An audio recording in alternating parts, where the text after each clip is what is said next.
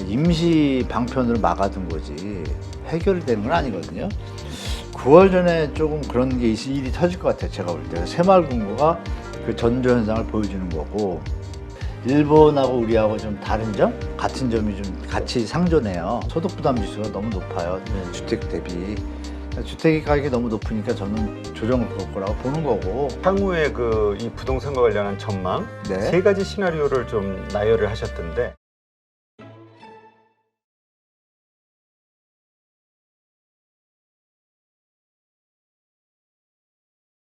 오늘 모신 분은 한문도 교수님입니다. 안녕하세요. 네, 안녕하세요. 네.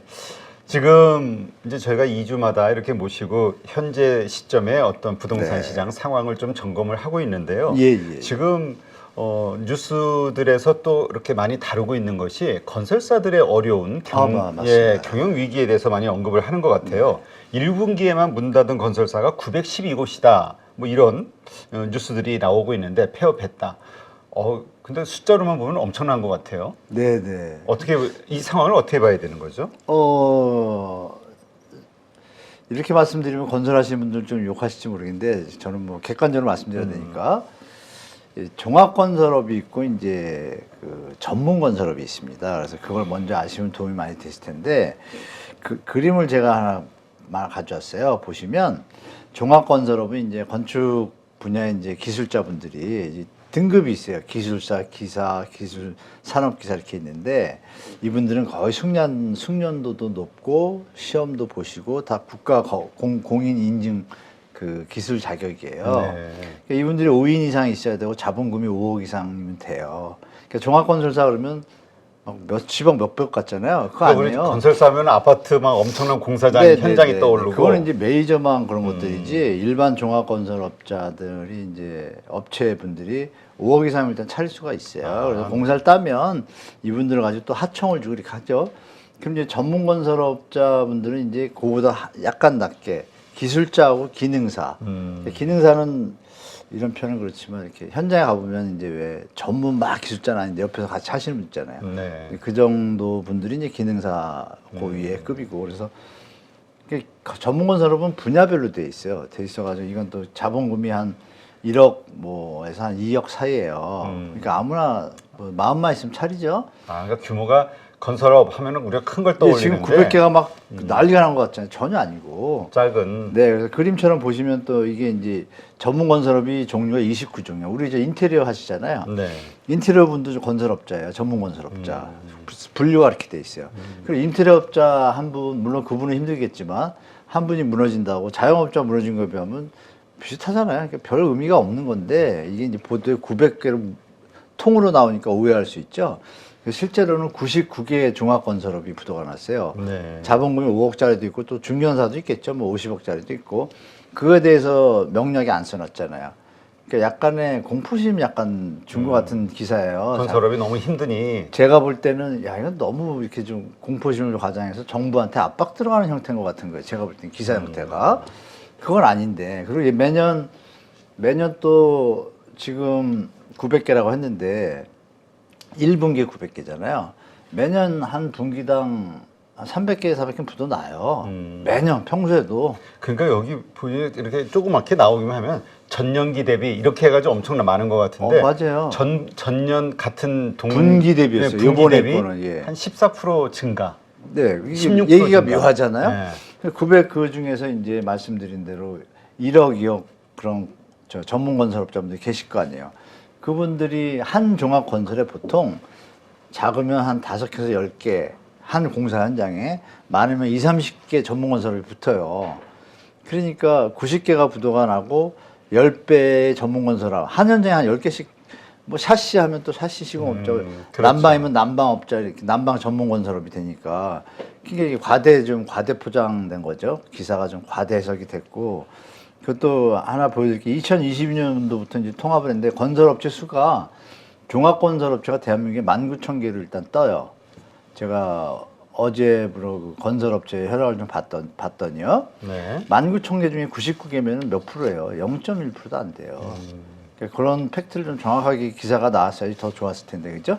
우리나라의 종합건설업이 뭐 한 15,000개, 19,000개 있는데 그중에 99개가 부도가 났고 연결된 전문 건설업이 뭐 한 800개가 부도가 났는데 그 800개는 한 5만 개가 있어요. 그 차리면 되니까. 그죠? 우리 이런 얘기 뭐 적절하지 않지만 저 뭐죠? 저도 용산에 공사할 때 초보자가 건설 뭐 면허 내 가지고 공사하고 그랬잖아요. 바로 되니까 1억 갖고. 그렇게 보셔야지 이게 정확한 거지. 그래서 뭐 심하게 얘기하면 그 상하수도 설비도 하잖아요. 그것도 전문 건설업이에요. 네. 그분이 망한다고 나라에 문제가 생겨. 그건 아니잖아요. 그래서 좀 과대해석됐다라고 좀 말씀드리고, 그래서 이 전문 건설업이 일단 좋은 건 아니죠. 하여간 예전보다 좀 늘었으니까. 부동산 경기가 건설 경기가 안 좋긴 안 좋다. 당연히 안 좋으니까 당연히 느는 건 당연한 거고, 그렇다고 예전만큼 뭐 우리가 경제 위기나 금융 이런 건 수준은 전혀 아니다. 아직까지는 그렇게 보시면 되겠어요. 예. 네, 알겠습니다. 그러니까 이게 건설사가 어렵다. 그러니까 건설사에 대한 어떤 지원 대책이 필요하다. 네. 이런 걱정을 할 이유는 없다. 현재 전혀 그런 건 시점에서는. 아니죠. 그거를 자꾸 좀 그쪽으로 몰고 가는 것 같아요. 기사가 어느 신문사가 낸지 모르지만 기자분이 우리가 지금 좀 말씀드린 것처럼 그런 내용이 다 담겨야지 좀 공정한 기사가 되겠죠. 네. 네. 자, 그러면 이번에 부동산 PF 관련해서 이야기를 좀 나누면 네. PF 문제 심각하다 계속 나왔었는데 예. 지난주에 보니까 특히 이 새마을 금고가 위험하다 네, 뭐 네, 하면서 네. 이 부동산 PF에 대한 위험성 요걸 계속 부각이 되는 근데 그런 기사들이 많이 있더라고요. 예, 뭐 벌써 이제 그 기사를 접하신 지가 꽤 됐잖아요. 작년 가을부터. 근데 아직까지 제대로 이렇게 사고가 나거나 문제가 터진 건 없잖아요. 여러분이 아시지만 이제 금리 인상이나 이런 게 있고 나면 경제 침체가 어느 정도 일정한 기간을 둔 뒤에 나타나는 것처럼 건설업도 마찬가지입니다. 그래서 분양이 지금 안 된 지가 좀 됐잖아요. 네. 됐는데 이제 정부에서 작년 10월에 ABCP 그 뭐 유동성을 좀 확보해줘가지고 일단 넘어갔잖아요. 넘어갔는데 현장의 얘기를 들어보면은 금리가 지금 어마어마합니다. 그리고 은행 파산이 되면서 PF 은행들이 그거를 연장해주기 싫어하고 이러는 경향이 있다 보니까 그거를 정부에서 일단 막아줬는데 PF 하는 이 금융기관 입장에서도 그걸 막은 게 만기가 되돌아오면 또 막아야 되잖아요. 네. 그때는 좀 힘든 거예요. 전제 조건이 분양이 되라는 얘기인데 분양이 안 되잖아요. 그러면 잠시 이게 그 임시 방편으로 막아둔 거지 해결이 되는 건 아니거든요. 그러면서 이제 현장별로 나타나는 새마을금고가 나왔는데 새마을금고하고 또 이 얘기 드리면 또 명예훼손 될까 봐 좀 걱정되긴 하지만 생명시장 없으니까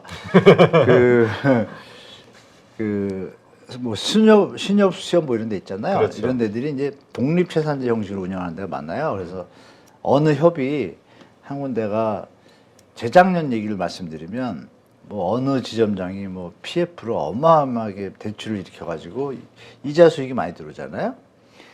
그 현장들이 지금 문제가 되는 거예요. 막 그 좋은 시절에 했다가 21년에 하는 것들은 답이 없잖아요. 흔들흔들 되는데 아직 뉴스에 안 나오잖아요. 그런 네. 것들이 지금 수면 아래서 엄청 나오고 있고 연체율이 증가하는 얘기 들으셨잖아요. 지금 뭐 다 증가하고 있습니다. 그 연체율이 10% 넘어가기 시작하면 이제 문제가 터지기 시작하거든요. 그렇죠.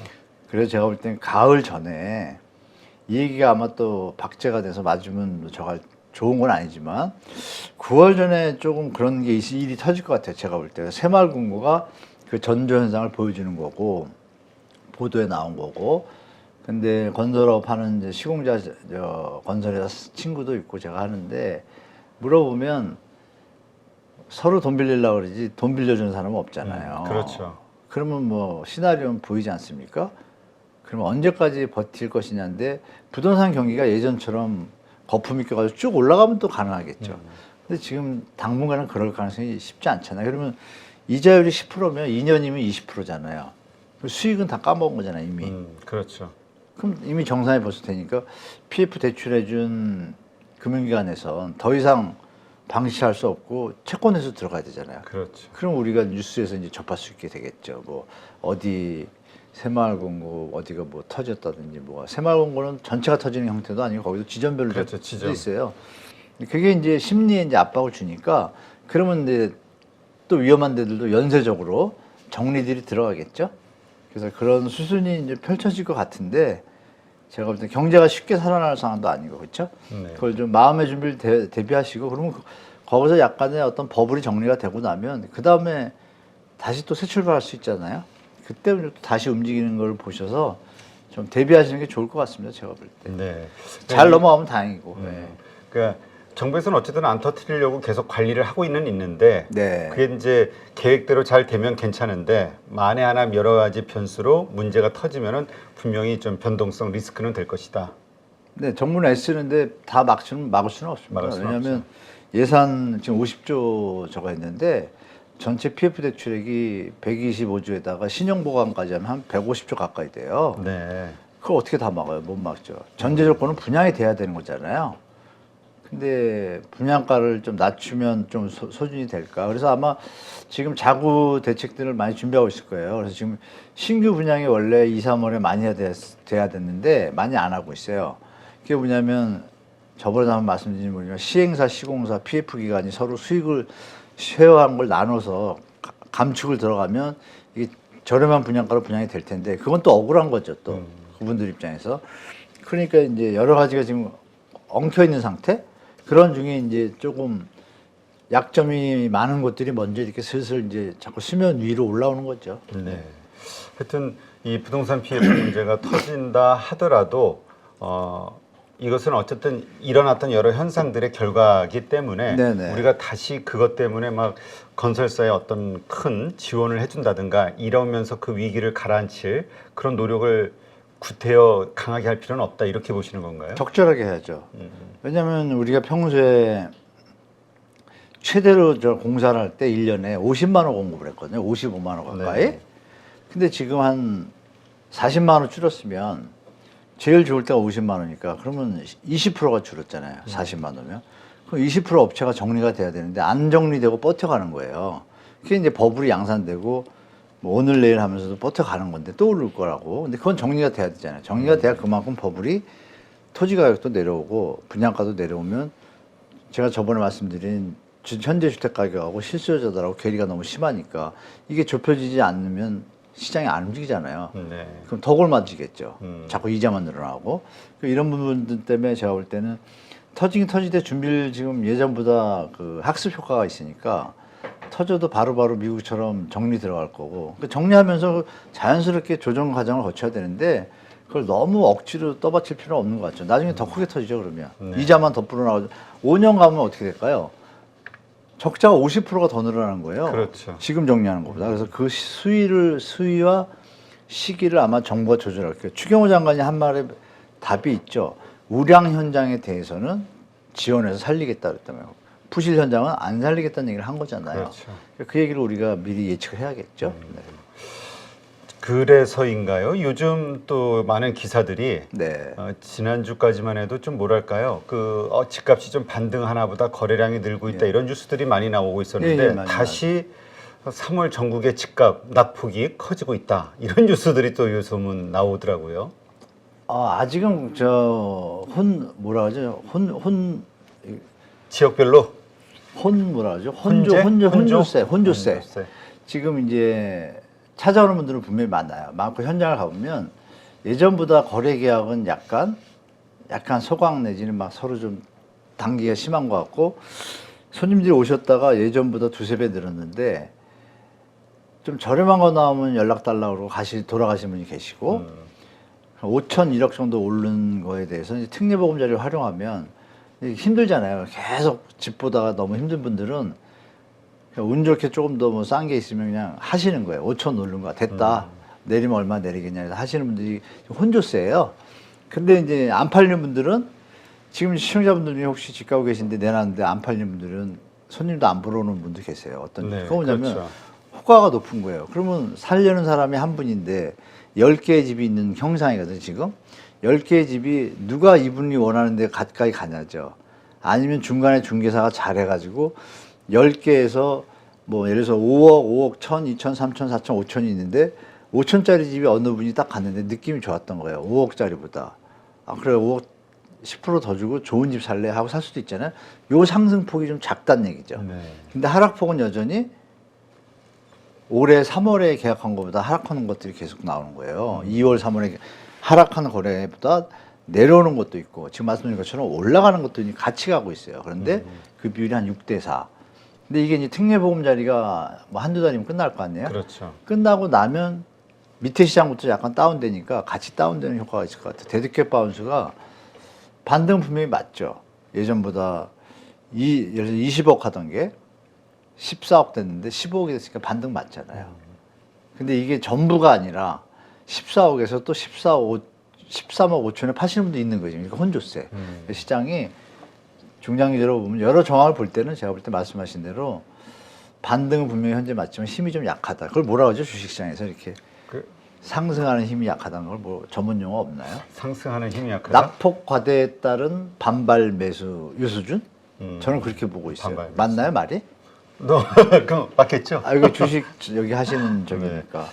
그 하여튼 그 우리 그 지난번에도 이제 경고하셨었지만 네. 이것을 지금 어떤 바닥을 찍고 턴하는 거라고 그건 생각하고 들어가기는 그건 위험하다. 좀 아닌 것 같아요. 계속 좀 더 지켜보자 말씀하셨는데 네, 맞아요. 예. 지금 나오는 지표가 또 이런 지표들이 같이 섞여서 네, 나오면서 혼조로 바뀌었고. 예. 혼조로 바뀌었다. 네. 여전히 하락거리가 더 많아요. 그리고 매물은 계속해서 더 쌓이고 있다고요. 결정적이죠. 그 제가 타 방송에도 말씀드렸는데 매물 저 어제 날짜로 또 체크해 봤거든요. 네. 1월 1일 대비해서요. 거의 10% 가까이 늘었습니다. 아, 전국이 세종시하고 세 군, 두 군데가 세 군데. 그러니까 서울시하고 6대 광역시하고 8개 도 거기가 다 늘었어요. 근데 거기서 세종특별자치시가 약간 다운된 거 나오고 나머지는 거의 똑같아요, 그림이. 그러면 내놓는 분이 많다는 얘기잖아요, 여전히. 근데 반등의 힘이 약해지는 거죠, 내놓는 분들이 많으면. 시장 좀 지켜보시는 게 좋을 것 같아요. 네. 알겠습니다. 자, 그 계속해서 이제 강남에서 이제 그 신규 분양 물량들이 좀 나올 것이다. 그런 예, 예. 현상으로 또 역전세나는 조금 서울 지역이 강남 지역이 좀 심해지지 않을까 이런 우려를 하셨었는데 지금 그 송파구의 그 올림픽 삼형제, 아, 예. 네, 이 재건축과 관련된 또 이슈가 있네요. 아, 있죠. 일단 저 올림픽 패밀리인가 그 중에 하나가 이제 저 지정이 완료가 돼가지고 이제 사업에 이제 첫 발을 잘 내딛었어요. 그 현장 이제 축하드리고 조합원분들한테. 근데 이제 기사가 올림픽 삼형제라는 말을 참 누가 잘 지었는데 올림픽 기자촌하고 이제 아시아 선수촌 같이 합친 건데 패밀리하고요. 네, 패밀리타운하고. 네. 근데 그 재건축 과정을 정확히 알면 이게 또 약간 띄우기 기사라는 것도 아실 거예요. 근데 원래는 맞는 기사예요. 일단 어느 정점에서 우리가 재건축 현장에서 제가 그림 하나 보여드릴게요. 보시면 우리 시청자분들이 보시기 좋을 텐데 요건데요. 보시면 이렇게 순서가 있어요. 제가 기간도 써놨어요. 이건 평균 기간입니다. 이거 하나 보시면 여러분들 앞으로 뭐 재건축 우리 8.15 가족 여러분들은 이거 하나만 보시면 요것만 정리해서 가시면 거의 뭐 90% 이해되실 거예요. 보시면 이제 펜이 있구나. 참 잠시만요. 여기 써 있잖아요. 기본계획 수립이라고. 기본계획 수립하고 지금 뉴스에 나온 게 여기예요. 안전진단. 이렇게. 안전진단이 통과가 되면 정비계획, 그러니까 도시 및 주거환경정비법이라는 법이 있어요. 거기에서 정비계획, 정비구역으로 지정을 할 수가 있어요. 지정을 한 다음에 행위가 들어갈 수 있는 거예요. 어떤 행위냐? 그 다음에 그 다음 장에 추진위 구성이 있잖아요. 네. 이걸 할 수가 있는 거예요. 그 추진위가 생겨서 물론 이전에도 하는 경우도 있어요. 그 이름을 어떻게 붙이냐면 여기는 예비 추진위원이라는 말을 써요. 아, 예비자를 네, 법적으로 안 그래서, 되니까. 근데 이게 통과됐으니까 여기 하시던 분들이 계실 때는 바로 추진위로 가는 거고 만약에 이걸 안 하고 있었어도 이게 통과가 되면 이제 이걸 시작하는 거예요. 이제 시작하는 거죠, 주민들이. 그럼 이제 동의서를 받아가지고 조합을 설립해야 돼요. 법인 형태로. 왜냐하면 개인에 대해서 다 이거를 절차를 밟을 수 없으니까 조합이 대표성을 가지고 움직이잖아요. 그럼 조합은 구성원이 조합원이니까 조합원들의 동의가 필요하잖아요. 여기 보시면 이제 조합 설립을 해야 되는데 이 시간이 동의율이 이제 일단 50% 넘어야 이제 조합 설립 가고 그러니까 이 시간이 좀 미리 이제 예비 추진위원회에서 준비한 데들은 좀 빠르겠죠. 동의서를 미리 받아놓은 데들은. 그래서 요 기간이 한 1, 2년 걸려요. 1, 2년 걸리니까 지금 앞으로 1, 2년 뒤에 이런 일이 벌어지겠죠? 근데 올림픽 3형 중에 한 군데만 안전진단을 다 통과한 거고 두 군데는 아직 아니에요. 그러니까 거기는 아직 시작 안 한 거죠. 근데 3형제 중에 하나가 이제 발을 내디딘 거예요. 쉽게 말하면. 그 다음을 보시면 이제 사업시행인가라고 있잖아요. 그러니까 사업시행인가를 보시면 또 1, 2년 걸려요. 준비를 하니까 사업 계획을 잡아야 되잖아요. 어떻게 짓고 뭐 하고 이렇게. 그게 그 주민들한테 또 알려줘야 되잖아요. 이렇게 사업하려다라고 동의도 받아야 되고 또 총회를 열어서 이제 주민 공람을 거쳐가지고 이런 과정을 또 거쳐요. 그러면 이제 요 시간이 또 1, 2년 가요. 그러고 나면 이제 일반 분양분이라는 게 나오잖아요. 조합분 말고. 일반 분양분은 이제 분양을 해야 되잖아요. 그러면 이건 누가 허가해 주냐? 또 관청에서 허가를 내줘야 돼요. 관리처분 인가라고 이렇게. 그게 또 시간이 1, 2년 걸려요. 언제 분양하고 어느 평수로 해야 되냐. 자, 그러면 이제 관리처분 인가가 나왔다는 게 뭐냐면 사업에 대해서 인가를 해줬고 관리처분은 뭐냐. 조합원들한테 어떤 걸 주고 일반 분양은 어떤 걸 하고 설계도도 나오고 다 나온 거예요. 이 상태에서 이제 철거가 들어갈 수가 있죠. 그럼 철거할 때 한 1년 걸리잖아요, 또. 요 기간들을 더해 보시면 이렇게 되잖아요.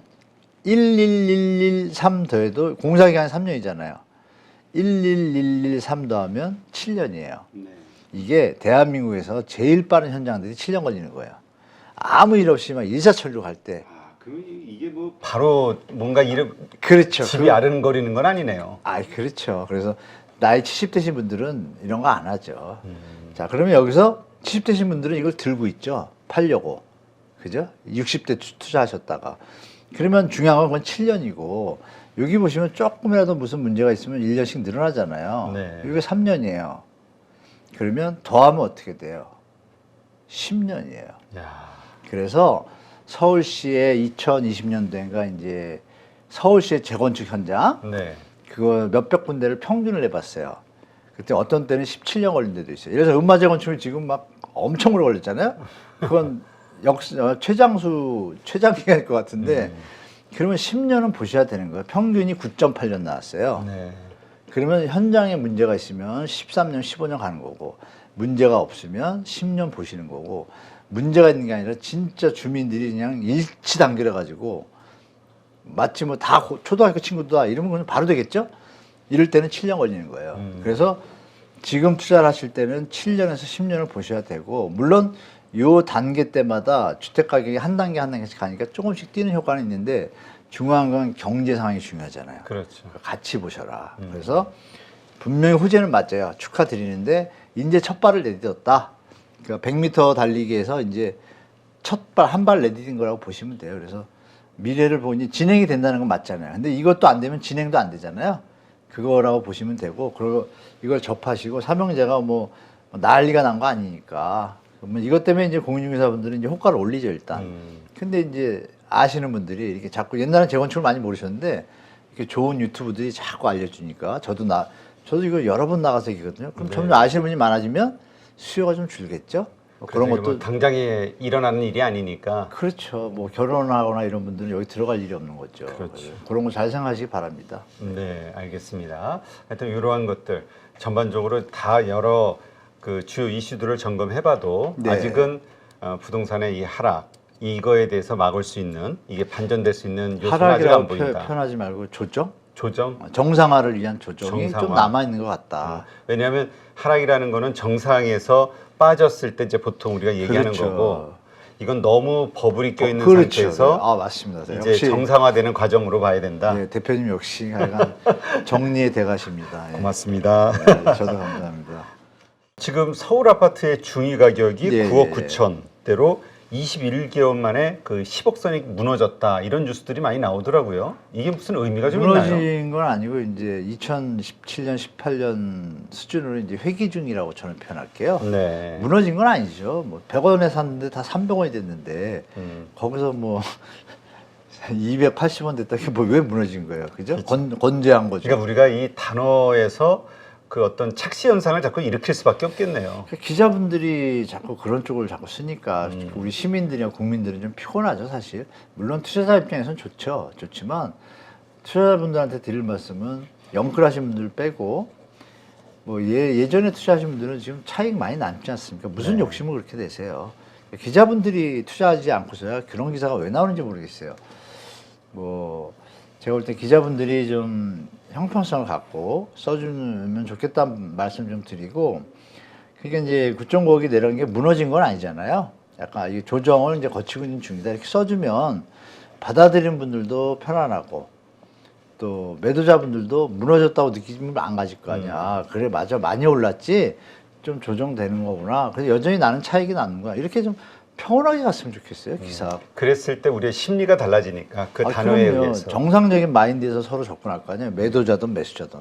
이거는 무너진다 그러니까 이게 또 어디까지 무너질까? 저쪽 분들은 또 들고 계신 분들은 이거 혹시 더 무너지는 거 아니고 이렇게 되잖아요 사람이. 그죠? 그렇죠. 뭐 그런 건 좀 우리가 좀 중화해서 우리가 좀 착한 민족이잖아요. 그쪽으로 기사를 써주시면 하는 바람에 그래서 이 무너질 의미는 있습니다. 확실히 왜냐하면 전체적으로 가격이 조정되고 있구나 이렇게 보시면 좋을 것 같아요. 예. 알겠습니다. 지금 그 저희가 며칠 전에 그 감정평가사분 방송을 좀 인터뷰를 했는데 그분도 그런 말씀을 하시더라고요. 네. 그냥 자신의 여러 가지 그냥 경제 지표로 봤을 때는 2007년도의 집 가격 이것이 정상화된 가격으로 자기는 생각한다. 거기까지 조정될 거다. 그렇게 그렇다면 지금 시점에서 우리가 30-40% 빠졌다 하더라도 그 가격대까지 가려면 한 70%는 빠져야 된다. 그러니까 앞으로도 한 30-40%는 더 빠져야 되게 정상화 크게 보셨구나. 되는 것이다. 우리가 월급장이들이 집 살 의욕을 갖고 하는 여러 가지 네, 맞아요. 이론적인 수치 계산을 이론적으로는 그렇다. 맞는데 우리가 이제 심리라는 게 있으니까 거기다 조금 업은 되겠죠. 근데 지금 가격이 조금 업된 것보다 더 업된 수준이에요. 내려왔지만. 그러니까 조정은 저는 있다고 보는 거고 어디까지 내려갈지는 경제 상황이 뭐 안정적이라 그러면 그래도 조금 조정으로 그칠 텐데 안 좋으면 더 내려가겠죠. 완전 좋아지기를 기대하는 상황은 좀 아닌 것 같고 그래서 저는 이제 추가 조정이 있다고 보고 감정평가사님도 뭐 감정평가 하시는 게 잘 아실 거 아니에요. 그분 말씀에 저도 동감하죠. 네, 조정이 있을 것이다. 아니 요번에 책을 내셨어요. 네, 더 크래시. 죄송합니다. 조정은 아직 끝나지 않았다. 부끄럽습니다. 네. 일단 축하드립니다. 맞습니다. 거기 조정은 끝나지 않았다. 그런 내용입니다. 근데 이 책 내용에서도 보니까 집값은 붕괴가 아니라 정상화되는 것이다. 네, 조정 정상화 과정이죠. 예. 하셨더라고요. 근데 이제 우리도 이제 그 여러 가지 장기 불황 요새 그 일본형 장기 불황이라든가 이러저런 이제 걱정들이 많이 나오고 있잖아요. 네. 그러다 보니까 이 부동산도 일본처럼 장기 침체, 장기 맞아요. 하락으로 가는 거 아니야? 이런 걱정하시는 분도 있고. 네. 언제 부동산 불패시나 깨진 적 있어? 이런 얘기하시는 분도 있고. 맞아요. 근데 지금은 이제 때가 거의 다 온 것 같아요. 제가 그 말씀 주셨던 좀 부끄럽지만 책에 그 내용이 좀 들어 있습니다. 네. 들어 있는데 일본하고 우리하고 좀 다른 점, 같은 점이 좀 같이 상존해요. 다른 점은 우리가 학습 효과도 있고 거기는 이제 기업 부채가 많았었고 우리는 가계 기업이 같이 또 많아요. 네. 근데 우리는 이제 경험이 있는 거죠. 이렇게 일본 애들은 경험이 없었기 때문에 제대로 당한 거고 우리는 이제 조금 조정 과정이나 그 버블에 대해서 대비를 많이 할 수 있죠.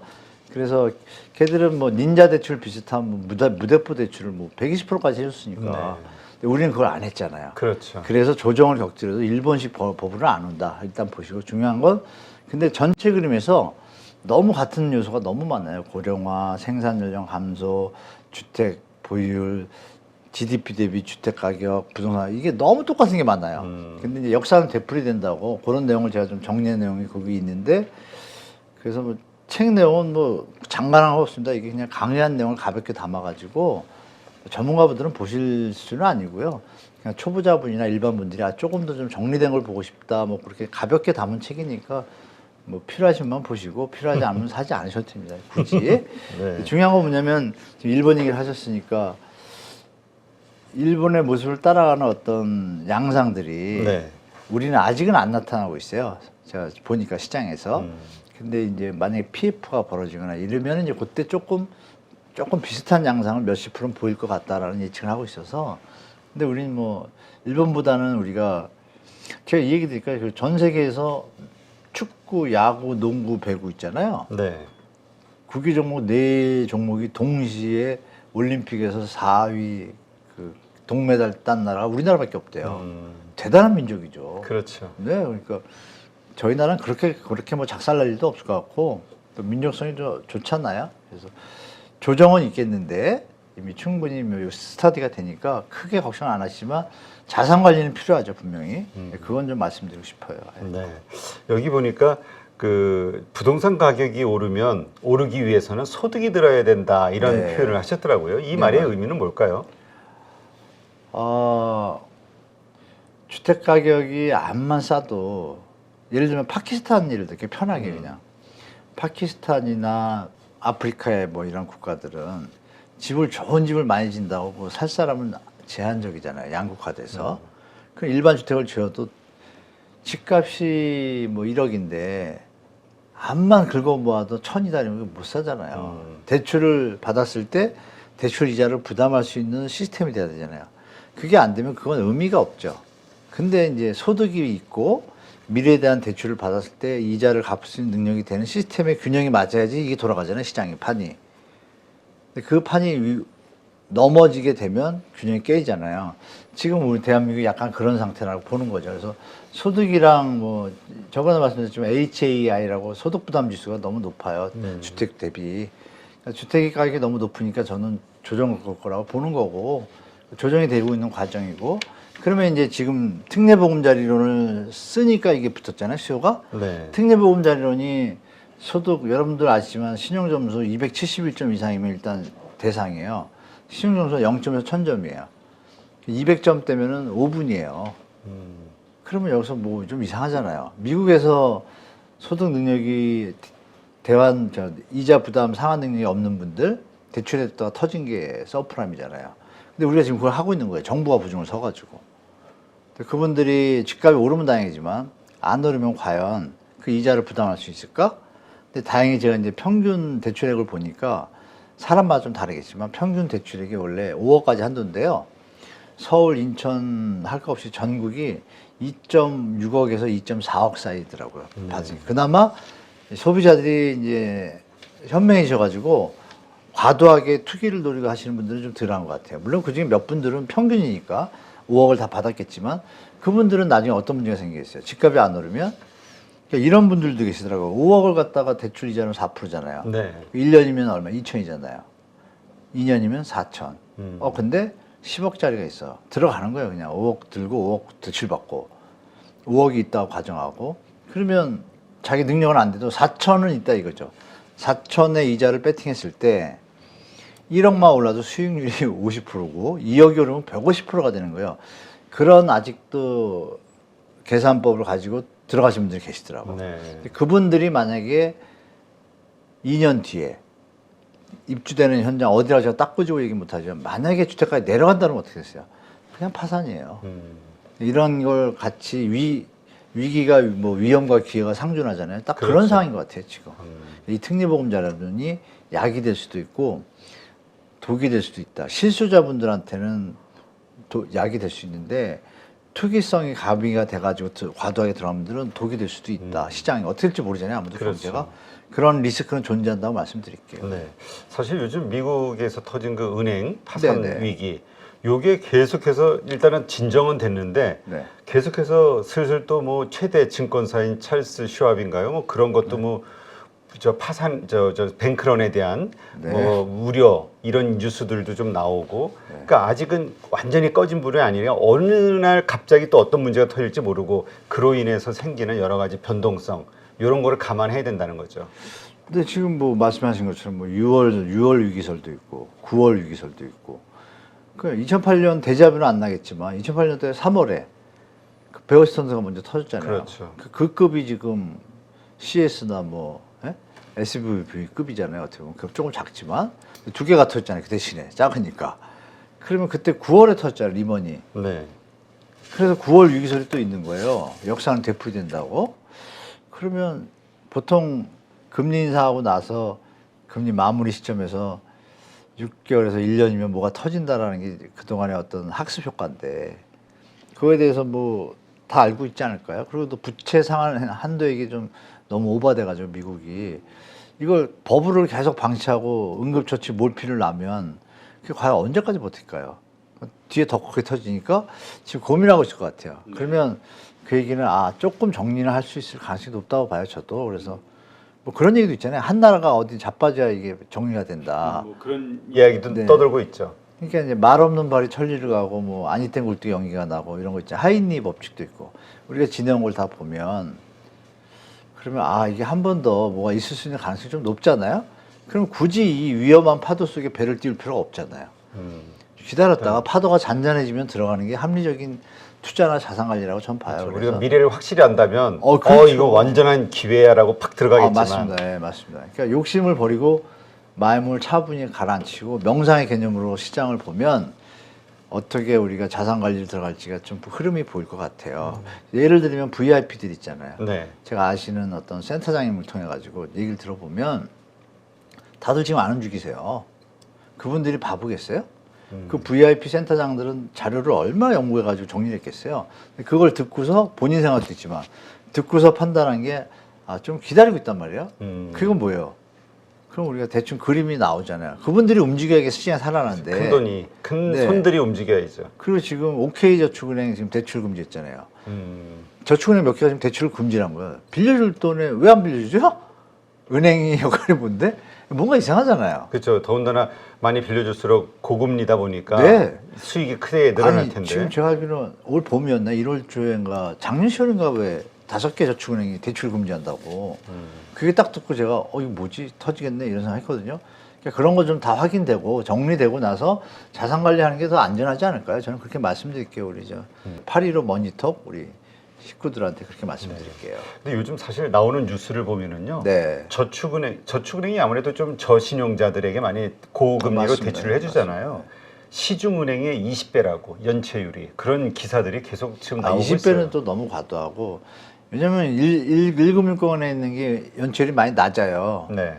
그거에 20배라니까 되게 높은 건데 높은 건 맞죠. 한 10%대 가까이 그러나 가니까. 워낙 1금융권이 낮으니까 네. 20%라니까 너무 센 것 같아요. 그건 아니고 제가 알기로는 지금 연출이 10%대로 가고 있는 것 같은데 이게 이제 앞으로가 문제인 거죠. 지금은 버틸 수 있잖아요. 근데 앞으로 그러니까 우리가 배탈이 나기 시작하면 살살 배가 아프다가 어느 순간에 이제 딱 어느 현상으로 나타나잖아요. 화장실 가야 되고 그걸 생각해 주면 시간이 필요하잖아요. 그럼 그 현상이 안 나올까요? 자꾸 배탈 날 기미가 있잖아요, 지금. 네. 그러면 한번 시원하게 정리를 해야 뭐가 다시 가잖아요. 그러니까 그런 때가 올 가능성이 좀 높아진 것 같아요, 제가 봐도. 지금 말씀하신 그 은행도 그리고 또 어느 분인데 이거는 뭐 좀 가려서 말씀드리면 어느 좀 큰 메이저급의 신문사 사장님이 뭐 서울대에 나오시고 이제 경제통이시고 이제 인맥이 많으실 거 아니에요? 근데 그분이 턱 그 얘기를 하시더래요. 야, 돈 웬만하면 수출입은행하고 한국산업은행 나라에서 하는 데다 빼서 그쪽에다 넣어 이러시더래요. 불안하니까. 왜요? 그러니까 야, 뭐 저는 저는 뭐 어디 뭐 신한 우리 은행인데요. 뭐 괜찮잖아요. 아이고 잘 생각해봐 이러더라는 거예요. 그래서 겁나가지고 저한테 묻길래 제가 뭘 알아요, 그러죠. 그래서 금융권에 여쭤보셔야지. 근데 저도 그냥 흐름상으로는 하여간 안전한 데 가는 게 좋은 것 같다. 이게 말씀드리겠다. 이게 있습니다. 안전한 곳으로 갈 수밖에 없죠. 지금 네, 대형은행. 맞습니다. 그게 이제 미국에서 벌어지는 그 뱅크런이 되는 거예요. 맞아요. 아주 심각한 위기는 아니지만 네, 맞아요. 뱅크런에 의해서 그냥 갑자기 그거 파산나는. 저는 한번 썼는데 스마트폰의 역습, 뱅킹의 역습. 어느 나쁜 사람이 찌라시 하나 예를 들어서 멀쩡한 은행인데 되시면 그 3일 뒤에 파산이야 소문을 막 퍼뜨리다가 가져갈게요. 돈 뺄 거 아니에요. 그렇죠. 그건 뱅크런이죠. 그렇죠. 그래서 제가 볼 땐 만약에 이 예금자들의 어떤 네트워크가 형성된다. 비트코인처럼. 그분들이 은행 하나 폭파시키는 건 일도 아니죠. 스마트폰 경우 다 나오는 게 겁나는 세상이 된 거예요. 그러니까 신뢰도가 중요한데 결론 우리가 이렇게 자본주의 경제 시스템에 약한 고리를 보고 있는 거죠. 이게 보니까 우리 돈 갖고 은행들이 잘 놀고 잘 먹었네? 근데 막상 돈 빼면 다 망하는 회사들이네? 이거는 다 알았잖아요. 그러면 안 망할 회사들만 남겠네? 이런 뭐 추측이 좀 가능하죠. 그래서 조금은 자산 관리 잘 하셔야 될 것 같아요. 네. 하여튼 지금 오늘자네요. 오늘 나온 네. 뉴스를 보면은 국내 5대 시중은행의 그 평균 연체율을 보면 한 0.22, 네, 아주 3, 안정적이에요. 요 정도. 네, 네, 안정적이에요. 근데 이제 저축은행 평균은 4.12. 네, 네. 이렇다는 건데 네. 약간 주의 단계를 넘어섰죠. 네. 하여튼 이렇게 어려운 상황에서도 버티는 분들의 입장을 보면은요. 네. 그래 아무리 힘들지만 요것이 지나고 나면 다시 쫙 올라가는 또 한국은 반복이었으니까 그러한 예, 예, 급등세가 올 거야. 근데 이 책에서도 이제 더 이상의 불장은 없다 이렇게 말씀하셔서 네. 그런 기대를 가진 분들이 이거 어떻게 해야 되나.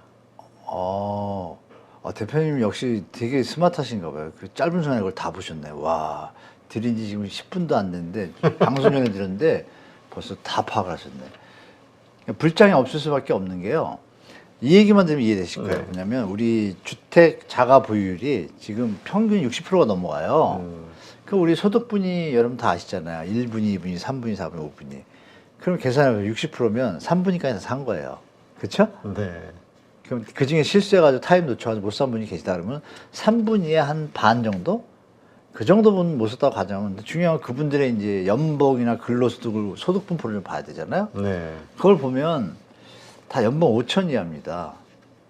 딱 나누면 6천 이하가 70%예요.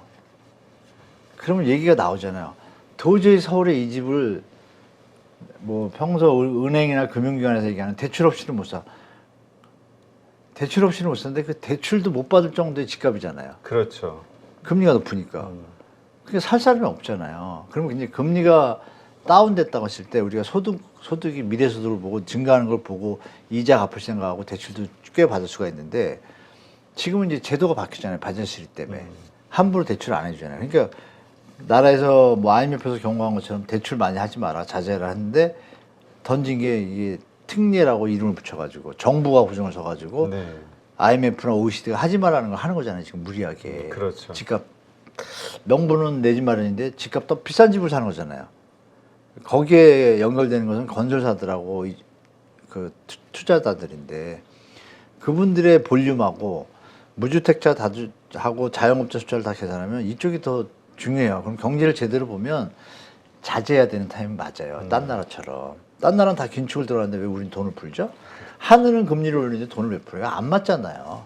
그러니까 뭔가 이상해요. 미스매치가 낮잖아요. 그러니까 소득이 늘어야 되는데 지금 뭐 아시잖아요. 무역 적자. 그럼 우리가 장문간 저성장으로 가 있구나. 몇 년은. 그렇죠? 2차 전지가 팍 뜨면 조금 또 살아나겠지만 그렇죠. 시간이 좀 필요하잖아요. 네. 그러면 단기간에 끝날 일은 아니잖아요. 아, 그럼 몇 년간은 소득이 늘어나려면 우리 2차 전지가 전 세계를 휘어잡아가지고 반도체 호황이던 그때처럼 가려면 대충 계산해도 한 6, 7년 뒤잖아요. 그럼 그때까지는 지금 사줄 사람이 한계가 있는 거죠. 여러분 아시면 20% 밑은 다 공공임대나 이쪽으로 가셔야 되고 전혀 뭐 20% 이하는 연봉이 1,500, 2,000인데요. 뭐. 그리고 3,500, 4,000이 40%란 말이에요. 그 집 갖고 지방 광역시도 못 사고 지방 8대 도시는 살 수 있는 집들이 있어요. 그러니까 우리가 주로 시장을 볼 때 6대 광역시하고 도심을 보잖아요. 여기는 힘이 약한 거예요. 사줄 사람들이. 네. 그래서 소득이 안 받죠. 소득이 안 난 거면 경제 성장도 연결되잖아요. 여러분 다 아시잖아요. 경제 성장률 우리 좋을 때는 6, 7%뭐 그랬죠. 쭉쭉 갔다가 지금은 맨날 2, 3%뭐 마이너스도 나오고 1, 2% 갖고 6, 7% 되면 5년 걸리잖아요. 시간이 많이 그렇죠. 걸리잖아요. 그러면 수요라는 것이 한순간에 몰려서 움직여야 되는데 그 수요가 들려면 7년이나 그냥 기다려야 되잖아요. 단순 계산으로. 그러니까 늘어지잖아요. 그렇죠. 힘이 약하다. 그래서 소득이 느는 거에는 여러 가지 전제가 있지만 아, 옛날 같은 불장이 오려면 한꺼번에 좀 모았다가 팍 들어가야 되는데 한꺼번에 모는 시간이 너무 걸리잖아요. 그러니까 늘어지잖아요. 그렇죠. 분산이 되니까 예전 같은 불장은 좀 쉽지 않다는 게 이제 그런 결론을 말씀드린 겁니다. 네. 그 향후에 그 이 부동산과 관련한 전망 네. 세 가지 시나리오를 좀 나열을 하셨던데 그 부분도 좀 잠깐 설명해 주시면. 아, 뭐 이렇게 간단하게 쓴 건데 그 뭐 저 혼자 생각한 시나리오예요. 네, 저 혼자 네. 시나리오인데 일본형처럼 좀 위험하게 될 것. 그건 이제 외부 변수가 있을 때라고 보여요. 제가 볼 때. 아, 우리가 네. 학습 효과가 있으니까 아까 말씀드린 것처럼 일본처럼 가는데 이제 느슨하게 갈 때. 근데 이제 위기가 와가지고 위기가 안 오고 우리 2차 전지나 이런 것들이 살아나고 이럴 때 소득 분배 이럴 때 이게 세 가지예요. 그냥 간단해요. 큰 시나리오는 아니고. 근데 그 시나리오 중에 비율이 우리가 다시 쭉 올라가려면은 산업이 살아나야 되는데 이 정부가 안정적이고 네. 정치가 안정적이고 경제가 안정적이고 이래야 이제 이게 3, 4년, 5년 뒤에 나타나잖아요. 근데 결정적으로 이제 인구 감소가 벌어지고 있는데 지금은 좀 덜한데요. 10년 뒤부터는 한 해 몇십만씩 사라져요. 갈수록 심각해지겠죠. 네, 그런 게 장기적인 시나리오하고 단기적인 시나리오를 같이 봐야 되는 걸 편하게 그냥 간단하게 워딩만 써도 드린 건데, 그러니까 시나리오 개념은 그거죠. 우리가 예측하는 거잖아요. 네. 예측하는데 아까 말씀드린 불장은 없을 것 같은 데이터들이 나오고 국지적으로 예를 들면 이번에 뭐 반도체 뭐 특수 구역 만들었잖아요. 특별 구역을 그렇죠. 키우는 네. 거 용인 같은데 이런 데는 어느 시점에 됐을 때 정부가 재원을 투입하고 민간이 투입할 때 그 지역은 살아나겠죠. 그런데 철저히 양극화 시장도 오는 거고 그러니까 예전에는 묻지마 투자가 되잖아요. 다 같이 올랐으니까. 그렇죠. 지금은 이제 그런 시장이 안 될 거다. 돌아가시는 분이 많아가지고 그 살 분들이 더 많이 올라줘야 이게 시장가에 버티는데 여기는 줄고 여기는 집이 좀 다 자꾸 튀어나 60, 70대가 집을 제일 많이 갖고 계세요. 그 그렇죠. 10년 뒤는 그분들이 7, 80대잖아요. 네. 그럼 15년부터는 뭔가 그림이 좀 바뀔 수도 있겠죠.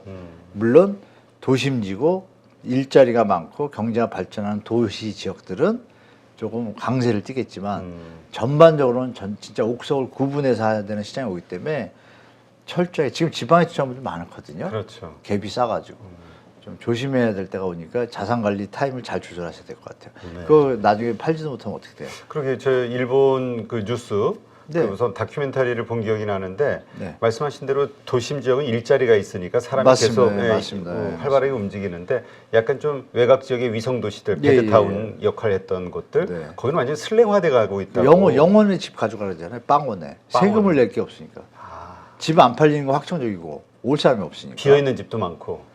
근데 그거를 그러니까 빵원을 가져가라도 그런 데잖아요 지금. 그쵸. 그 일이 우리가 안 일어난다는 보장은 없잖아요. 근데 그 와중에 우리나라 장점이 하나 있어요. 교통 계획을 지금 계속 잘하고 있잖아요. 네. 뭐 우리 시청자분도 아시겠지만 외곽순환도로가 또 하나 뚫리잖아요. 2 외곽순환도로 서울 같은 경우에 그리고 대전도 그렇고 부산도 그렇고 외곽순환도로 작업을 하거든요. 외곽순환도로 효과가 너무 커요. 접근성이 뛰어납니다. 시내에서 신호등 10개 지나면 3 곱하면 30분이잖아요. 근데 외곽순환은 신호등이 없잖아요. 네. 그러니까 접근성이 뭐 서울에서 1시간 밟은 건데 외곽을 타면 40% 줄는 거예요. 근데 그 외곽에 접근하는 곳에 신도시들이 있잖아요. 네. 가격은 저렴하잖아요. 그러니까 이런 분산 효과가 우리는 일본보다 이 땅이 좁다 보니까 분명히 있어요. 전국적으로. 그래서 네. 이것도 시장 요소의 한 요소니까 감안하셔가지고 수요를 잘 체크하셔야 돼요. 네. 알겠습니다. 하여튼 모든 거에는 결국 먹고 살 수 있는 문제가 해결되는 일자리가 맞습니다. 일자리입니다. 핵심이겠네요. 네. 이 와중에 미국에다 공장을 차리니 참 마음이 아픕니다. 그러게요. 우리나라에 차려야 되는데. 네, 알겠습니다. 참, 네, 여러 가지로 참 어려운 상황이고요. 하여튼 이런 가운데서 그러나 이런 것들이 다 한쪽 귀로 듣고 한쪽 귀로 흘려 들을 수밖에 없는 네, 맞아요. 그런 분들은 지금 이제 연끌하신 분들이겠죠. 너무나 그러니까 자신 자체의 문제가 너무 심각하다 보니까 다른 것들은 안 하다. 흘려들은 정도가 아니라 전화 대표님 믿겠죠. 저 사람들 왜 저런 얘기를 하나 그러는데 우리 혹시 시청자 중에 집을 많이 투자하시는 분이 계시다면 전화 대표님은 사심 없이 예측을 말씀드릴 뿐이니까 참고만 하시면 될 것 같아요. 참고하셔서. 아니 저는 가지신 댓글을 보면은 네. 부동산을 투자를 많이 해서 부동산을 가지고 있는 걸로 생각하시는 분들이 많더라고요. 말씀 주세요. 저는 알잖아요. 왜냐하면 자꾸 저는 항상 모든 출연자들이 왔을 때 그 주장을 들으면서 반대쪽 사이드의 질문을 자꾸 하거든요. 그렇죠, 그러니까 그렇죠. 동조를 안 한다 이런 식으로 생각하시나 봐요. 전혀 아닌데 그죠? 그래서 네. 말씀하세요. 커밍아웃 아니 하세요. 괜찮습니다. 근데 이거 어차피 저는 뭐 오래되신 분들은 다 아시니까. 근데 하여튼 저희는 그 뭐 계속해서 그러니까 이 얘기는 제가 공정한 드리고 싶네요. 이야기를. 시청자분들한테 제가 많은 유튜브도 좀 나가고 있는데요. 우리 815 모니터 대표님은 제가 좀 개인적으로 손에 꼽는 약간 성인 같은 분이에요. 그래서 제가 가끔 뭐라고도 합니다. 뭐냐면 아니 그렇게 수익이나 모델을 챙기지 않으시면 그 괜찮나요? 또 괜찮으시다는 거예요. 그러니까 뜻이 다른 데 계시더라고요. 좋은 뜻에. 그래서 일반 자본주의론에 매몰된 분이 전혀 아니라는 걸 제가 알아가지고 제가 개인적으로 존경하고 있습니다. 대표님은. 아이, 참 별 말씀을 또 네. 아유 얼굴 뜨겁네요. 네, 하여튼 오늘 네. 좋은 인사이트 함께해 주신 우리 한문도 교수님 정말 감사합니다. 네, 고맙습니다.